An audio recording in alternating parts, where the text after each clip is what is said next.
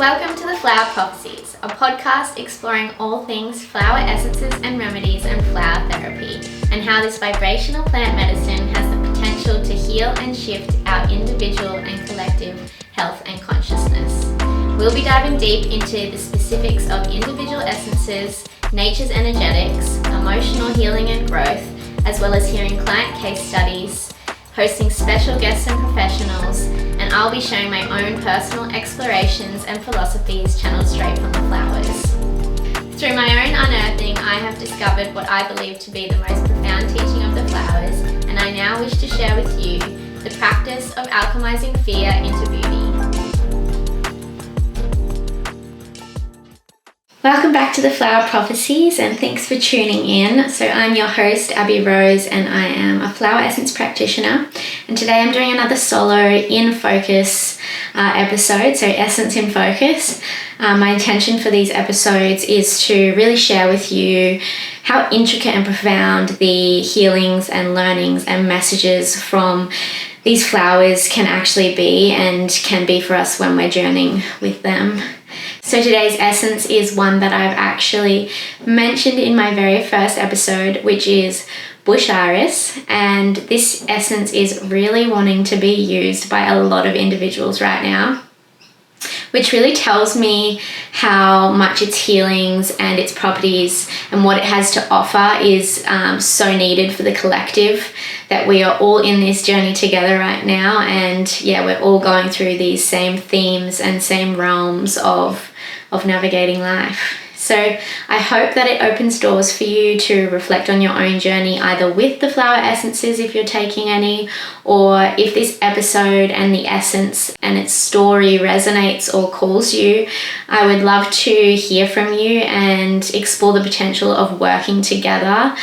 So you can reach out to me on my Instagram or via my website, hekahealing.com.au, and book a session in with me, or just get in touch and ask me anything that you'd like to. So let's dive into bush iris essence. So bush iris is again one of the 70 Australian bushflower essences, and its Latin name is Petisonia longifolia, which to me sounds like a Harry Potter spell. So this essence was actually the very first essence made up by Ian White and his partner at the time. So I guess that to me is quite special, and it seems as if it's probably a very important essence, an impactful essence. And I actually, it was really special last year. We travelled across Australia to WA, and I came across a bush iris flower, just one individual flower in a national park in Esperance, I think it was, and it was just so beautiful finding this bloom. It has 3 large petals that are just bright violet, and they only open up for a few hours a day. So it was a very special moment for me. So the properties of the bush iris known to the Australian bushflower essences and what they're promoted for is that of awakening one to their spirituality and to their higher self, and a heightened awareness of our soul and our connection to the divine and universal energy. And it works on releasing the fear of death and an attachment to the physical world, especially within the realms of materialism and greed and overindulgent vices, sex and drugs and food and sugar. So it physically works deeply on the lymphatic system, cleansing and detoxifying, as well as the pineal gland, which is associated with the third eye chakra, and our spiritual and psychic perception. So this remedy also works on a soul level. So this speaks to all of the subtle bodies and our whole energetic blueprint. As well as this, it clears blocks in our base chakra and our trust center. And it aids in deepening our practices of meditation and visualization. So I worked intimately with this essence after working with the turkey bush essence. I spoke about the turkey bush in my last Essence in Focus podcast, and as it always does, the natural progression of one essence to the other was divinely orchestrated. So this is something I want to talk to a little bit more to, is the effects of working in succession with remedies and essences, and how they are continually unearthing and undressing layers that we have accumulated. So you'll hear throughout this journey how naturally the teachings and the releasings of the turkey bush were priming me for those of the bush iris, though it also continues from here as I'm working with particular essences a few months on. There is no coincidence that just pure synchronicity in these lessons that are still being received and revealed to me up to this very day of talking about the bush iris. So now when we work with the essences, this is how particular remedies can continue to unfold for us months, even years downstream, when the timing is divine. This comes with the essences doing the energetic work of releasing the emotion from its stuck point, though sometimes we have other energies that are interconnected to parts of these. And so we find that some fragments of these energies, while we have loosened them, we may have to first work on different layers that are interconnected parts for them to completely be shifted. And this is why you will find the effects of these remedies working, months or years downstream. And so this is exactly one of the lessons that the bush iris gives us, that of embracing divine timing, and not only embracing it, but understanding why it's playing out in this way. My journey began swiftly with this essence, so overnight I was instantly feeling scattered, frustrated. I was distracted in my meditation. I was distracted in yoga. My thoughts and ideas were all unsettled. I began to crave wine in the following days, and this was clearly a release of this kind of energy that I had taken on and had sort of accumulated. And as well as this, I started to have some physical releases as well. So I had some big mouth ulcers come up for me, and some knee issues that I've always sort of had. They flared up with my knees swelling a lot, and my lymph nodes became swollen. And so this was like a clear release from my lymphatic system. And after this, I noticed that life was presenting me with a lot of opportunity to connect with nature and to connect with the land more. So I was tasked with looking after my parents' gardens for a couple of weeks. I was offered some work on a flower farm. And so all of these experiences of becoming more connected to nature, more connected to the divine, were being presented to me. And it really gave me the opportunity to, I guess, hear what nature had to offer me and hear the messages that nature sort of were giving me. So some of my symptoms started to release, the lymph nodes kind of went down, and my ulcers started to dissipate, but my knee issues continued to sort of give me some grief, and they became quite noticeably an issue for me. And so this had me reflecting on what energy may be stuck here, what I was holding on to within this body part, within my knees. So when we look to the metaphysical connection with the knees and, knee pain and all of that, this can manifest from a feeling of being unsupported. And this resonated with me on some level. I guess the first thing that came up for me was a feeling of being unsupported by the universe. Though I didn't really know why or how the connection here at the time, so it was something that I needed to contemplate further throughout this remedy. So following that, I was woken by a storm one night, and we had recently had a portion of our roof replaced over our bedroom. And this huge storm came out of nowhere, and it was so heavy, and our roof started leaking, and it actually started flooding through one of our downlights, pouring through the downlight, which was fun. Not really. So this brought up so much worry from me. Little things like, how much damage is this going to cause, or will the roof inside go moldy afterwards, or all this whole range of worries came up for me, and it was bringing up a lot of anxiety for me. And I was laying in bed afterwards, and after a short time I began to reflect on whether this worry was, 1, valid, 2, necessary, and 3, actually going to change anything, right? So one of the main ways synchronicities come through for me that I've mentioned before is while I listen to podcasts. And I guess that's because I listen to a lot of podcasts while I'm driving. And so the following day after this storm and after the roof leaking and me having these worries and these thoughts, the following day, a podcast I was listening to spoke to this experience. The experience of when things are not going right, or how we would like them to, and our reaction in those moments, and how our reaction plays a huge role in the end result of whatever that experience is. And they spoke to the key of shifting this discomfort in these times is through the act of trust.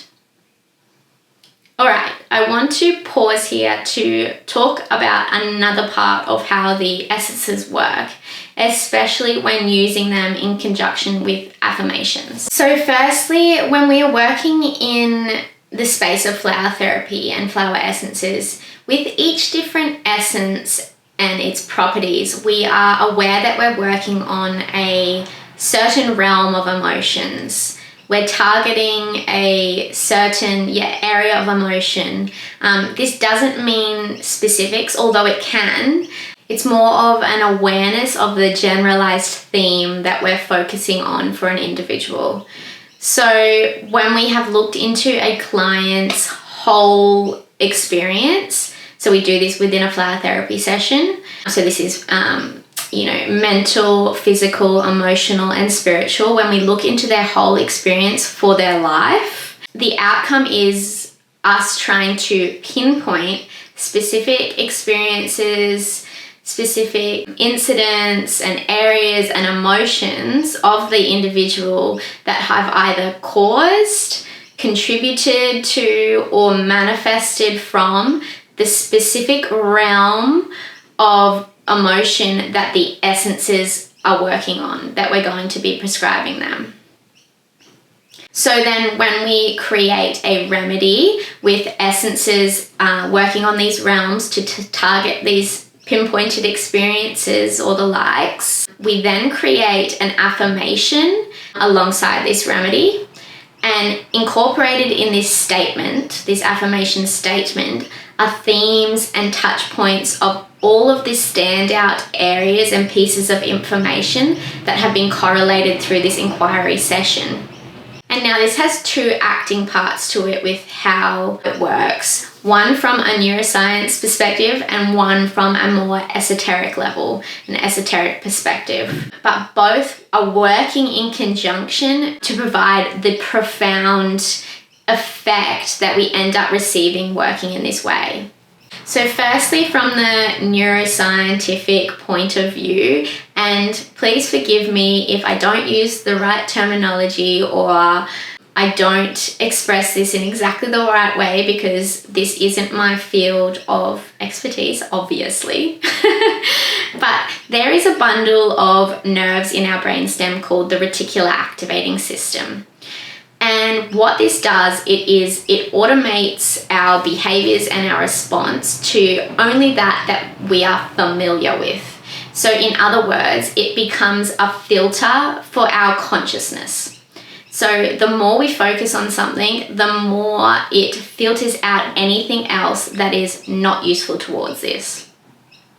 So this means that when we are repeating a certain statement every day, 2 times a day, especially when we're doing this when our brain is in receptive state. So first thing in the morning and last thing before we go to bed, we are programming our reticular activating system to prioritize and bring into our awareness anything in relation to these statements, to these affirmations. Now, on the esoteric level, or even just the quantum level, when we begin to repeat affirmations regularly, the statements themselves have a unique energetic frequency to them. Though they may not be aligned at the exact time with the experiences we're having and the thoughts we're having, these statements are from our core essence and our authentic truth.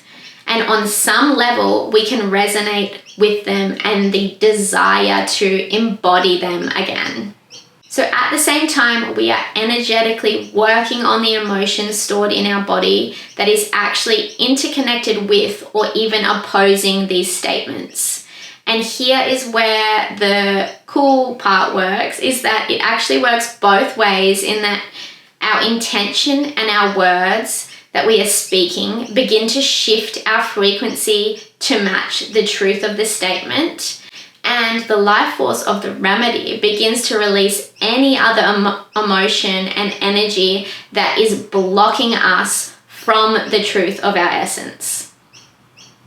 Now, not only are we shifting frequencies that will then attract resonant experiences, such as synchronistic happenings and discussions, and pulling them into our sphere, our reticular activating system is then working on us recognizing these and focusing our awareness on them so that we can work on them even further.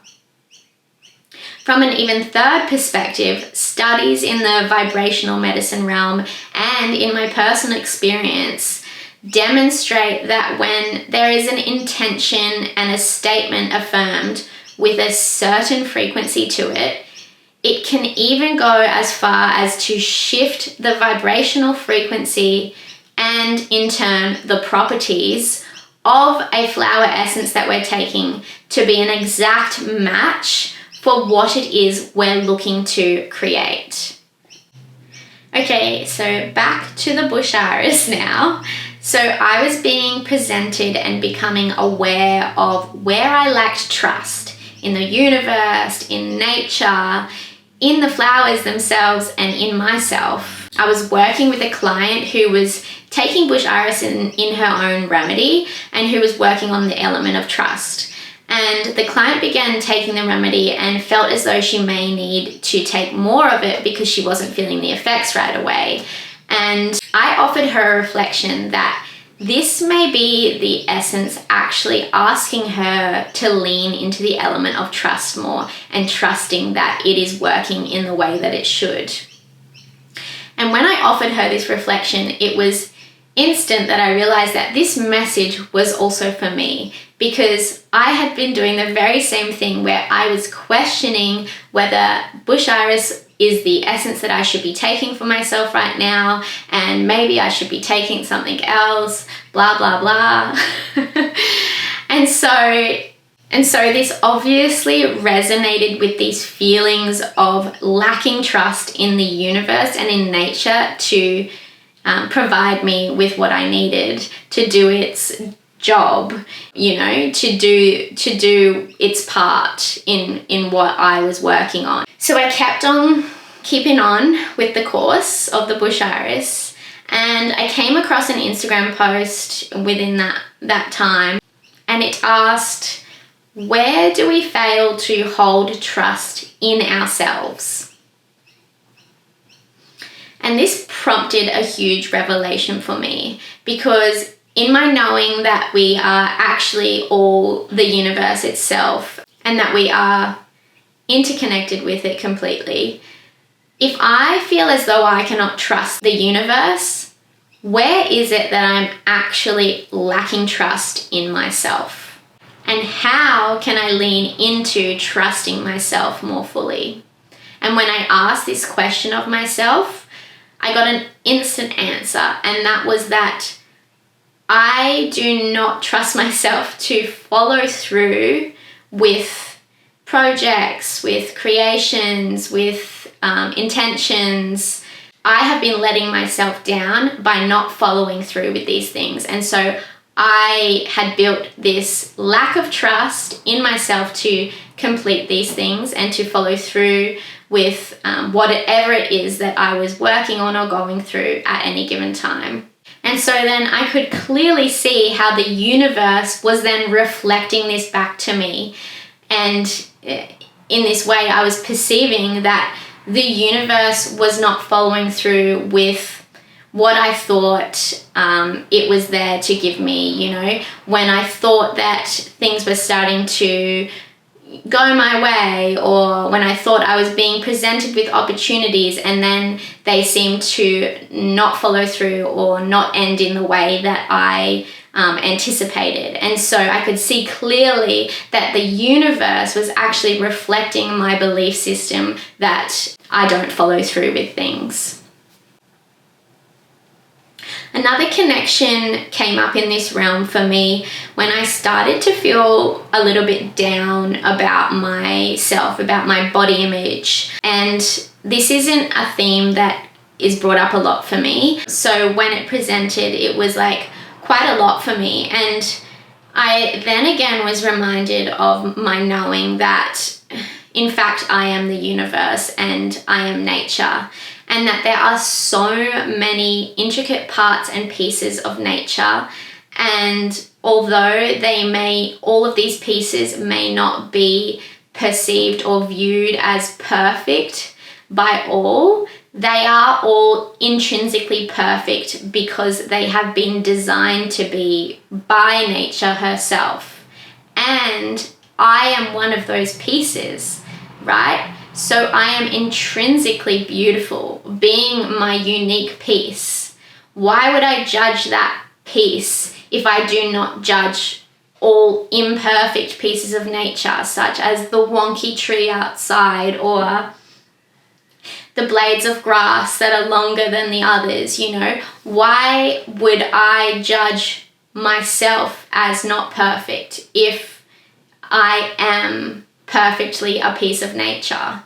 Now, when I worked with the turkey bush, I talked in that podcast of how it presents the themes of creative expression and the masculine and feminine dynamic. And there are more parts here again of what I'm going to speak to, but the bush iris cemented another piece in this, another element in this theory coming through for me. So when we look to the feminine, she is the creator, though she has come to fear death, a natural part of her evolution. And when we look to the masculine, he is pure expression, though he fears he is unlovable if he expresses all parts of him. So the bush iris showed me that there is light and dark aspects to us. Just as there is beauty found in expressing love and enjoyable feelings and in creating life and all living, there is also beauty in expressing pain and challenging feelings, and this gives us growth and expansion. And there is beauty to be found in the acceptance of humility and mortality and death.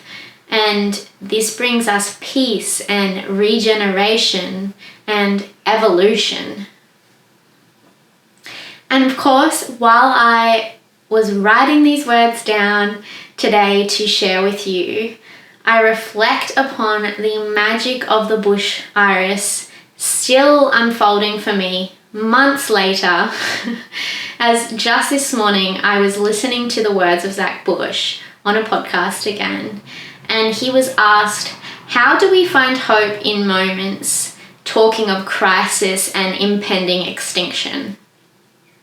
And he responded with just that through knowing that beyond extinction births new life, births evolution, where beauty will be expressed in ways unimaginable to us now.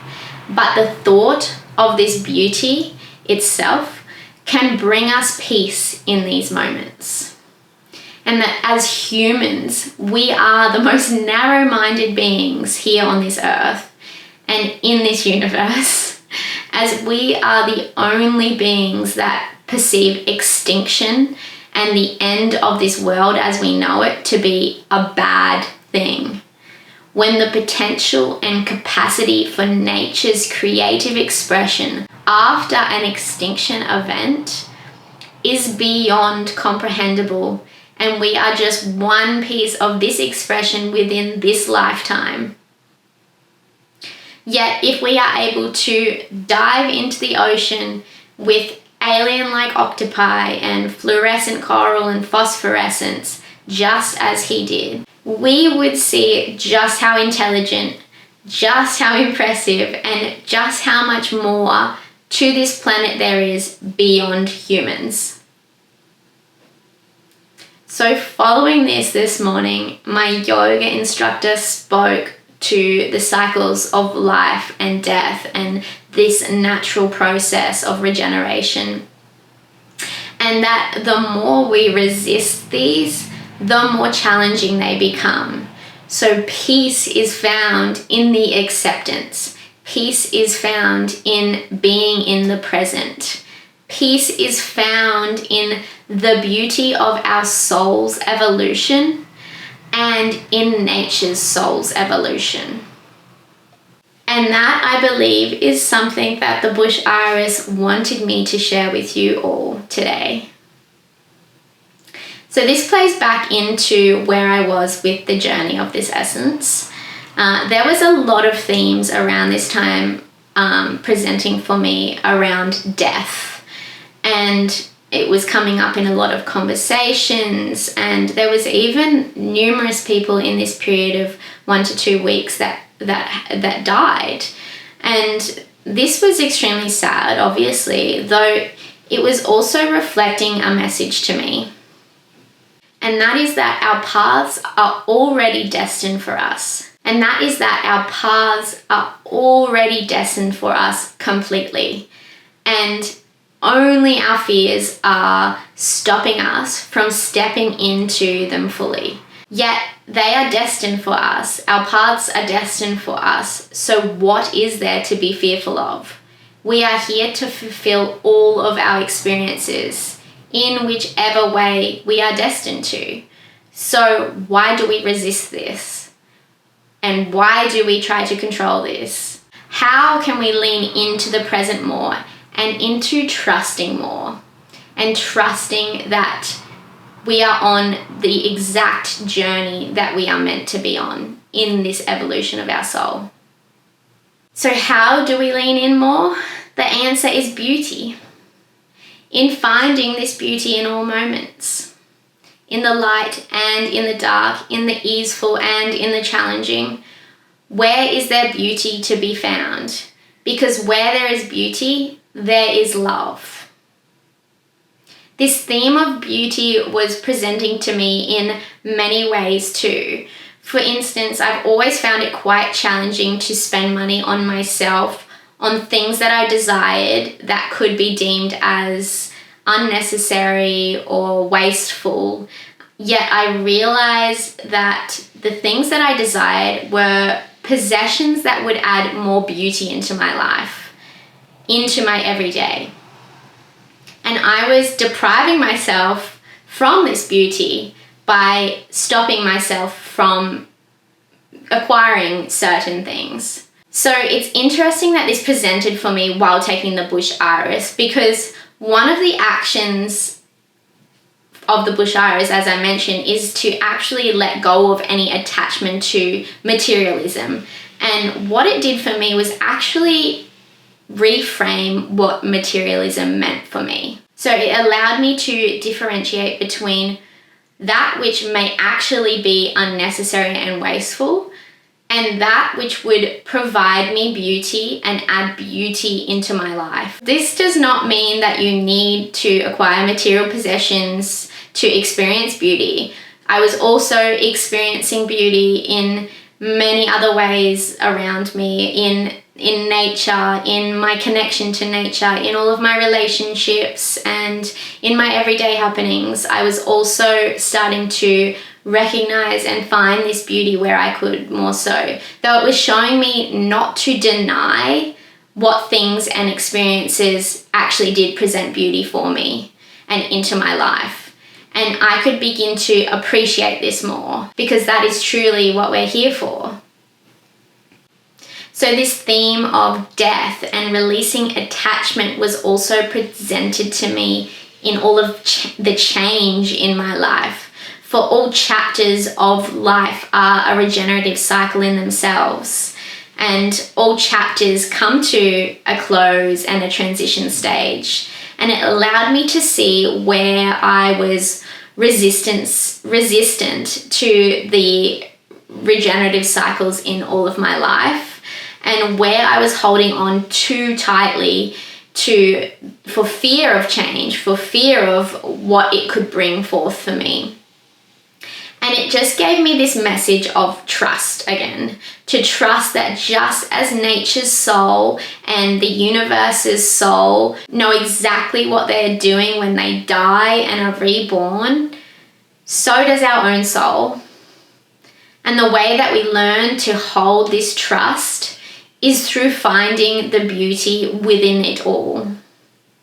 The beauty within the evolution of our soul, of the collective soul. So, that was the bush iris. And that is what it had to share with me. And yeah, it was a beautiful journey with it. And it was, I guess, quite sad at times. And I think change and death and transition and regeneration has this theme of bringing up grief for us. We have this natural sort of grief process with every shift and change in our life, though the more we grasp at it and the more we resist it, the harder every single one of these cycles becomes for us. And we're only doing it to ourselves. But I truly believe that the way through it all and the way to navigate it with so much ease is by just finding the beauty in all of it. Just recognizing the beauty in the everyday and in pain as well. We see pain and challenge as bad things that we don't want to experience and we shouldn't experience. And this is something as well that the flower essences in general have taught me, is that challenge and emotion and pain that we go through, although it is challenging, it can also be easeful and graceful. And without the pain and the challenge, we don't know how beautiful the joy and the love are. Thank you so much for listening to my journey with the bush iris and off on all my little tangents. I hope that this gifted you a remembrance of your soul and your evolution and your beauty. And if you feel drawn to the bush iris or journeying with a flower remedy of your own, you can do so again by heading to hekahealing.com.au or just reaching out to me on any of my platforms. I would love to hear your thoughts on this episode, and again, would be so grateful if you would be open to sharing or rating or subscribing on any of the platforms you're listening or watching on. And yeah, it means the world to me, because I guess getting this modality out there to as many people as possible is something that I think is going to contribute to raising the vibration of the collective. And if you would like to find me on socials, you can do so at the Flower Properties on Instagram and TikTok, or also on my flower therapy page at Heka Healing Flower Therapy on Instagram. That's HEKA. Yeah, thank you so much for joining me, and I will see you next week.